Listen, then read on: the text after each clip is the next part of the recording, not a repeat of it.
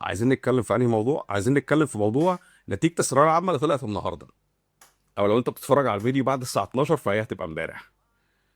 آه يعني في نقطة كده، الناس اللي بتطمن على بعض ده شيء جميل جدا، وانا عارف انك مهتم بانك تعرف نتيجة ابني او بنتي وخايف عليهم وبتاع، فما فيش مشكلة انك تتصل وتسأل عمل ايه، الحمد لله كويس.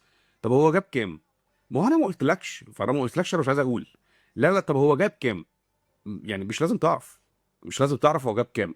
حفاظا على مشاعري انا، حفاظا اكتر على مشاعر ابني او بنتي. مش محتاجه ان انت تعرف كام، مش هتفيده بحاجه لما تعرف كام، ولا هتدفع له المصاريف، ولا هتزود او تنقص انك تعرف كام.